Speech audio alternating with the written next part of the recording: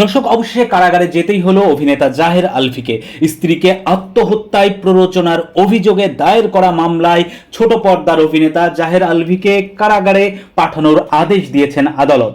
বৃহস্পতিবার 18 জুন দুপুরে শুনানি শেষে ঢাকার মেট্রোপলিটন ম্যাজিস্ট্রেট আদালত এই আদেশ দেন।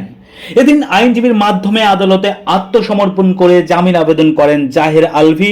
তবে শুনানি শেষে আদালত তার জামিন আবেদন না মঞ্জুর করে কারাগারে পাঠানোর আদেশ দেন। জামিন আবেদনে জাহের আলভি ঠিক কি বলেছেন তা জানাবো আপনাদেরকে এই ভিডিওতে। তার আগে দর্শক অনুরোধ, আমাদের পার্শ্বচিত্র চ্যানেলটি সাবস্ক্রাইব করবেন প্লিজ। দর্শক, জামিন আবেদনে বলা হয়েছে স্ত্রী ইকরার মৃত্যুর ঘটনার সঙ্গে স্বামী অভিনেতা জাহের আলভি কোনোভাবেই সম্পৃক্ত নন। প্রেমের বিয়ের কারণে ব্যক্তিগত জিদ ও প্রতিহিংসার বশবর্তী হয়ে হয়রানিমূলকভাবে ইকরার পরিবারের পক্ষ থেকে মামলাটি দায়ের করা হয়েছে বলে উল্লেখ করা হয় জামিন আবেদনে। দর্শক, আবেদনে আরও বলা হয় ঈদ উপলক্ষে নাটক নির্মাণের কাজে নেপালে অবস্থানকালে আলভির বিরুদ্ধে মামলাটি করা হয়। এছাড়া আলভি দীর্ঘদিন ধরে ক্রনিক অ্যাজমা বা ব্রঙ্কাটাইটিস বা গুরুতর হাঁপানি রোগে ভুগছেন। গত 13 জুন অ্যাজমার তীব্র আক্রমণে অসুস্থ হয়ে পড়লে তাকে জাতীয় বক্ষব্যাধি ইনস্টিটিউট হাসপাতালেও নেওয়া হয়। বর্তমানে শারীরিক অবস্থায় তাকে কারাগারে মতো বদ্ধ জায়গায় আটক রাখা ঠিক হবে না বলে আবেদনে উল্লেখ করা হয়।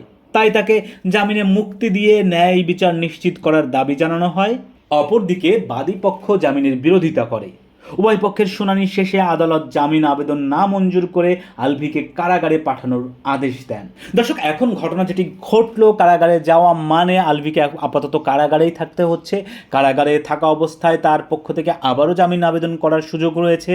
তখন যদি আদালত তাকে জামিন দেন তাহলে তিনি জামিন পাবেন, না হলে মামলার পুরো চলাকালীন সময় তাকে কারাগারে থাকতে হতে পারে।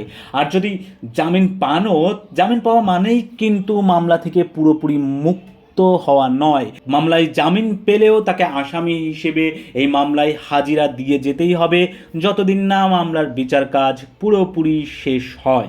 দর্শক, আপনাদের নিশ্চয়ই মনে আছে গত 28 ফেব্রুয়ারি মিরপুরের ডেউচেসের বাসা থেকে সিলিং ফ্যানের সঙ্গে ওড়নায় পেঁচানো অবস্থায় ইকরাকে উদ্ধার করেন পরিবারের সদস্যরা। তারপর তাকে কুর্মিটোলা জেনারেল হাসপাতালে নিয়ে গেলে চিকিৎসকেরা মৃত ঘোষণা করেন। ওই দিন রাতেই ইকরার বাবা হায়াত খান বাদী হয়ে মামলা দায়ের করেন। মামলায় তিনি অভিযোগ করেন দীর্ঘদিনের পারিবারিক কলহ ও বিভিন্ন ধরনের নির্যাতনের কারণে ইকরা আত্মহত্যা করতে বাধ্য হয়েছেন।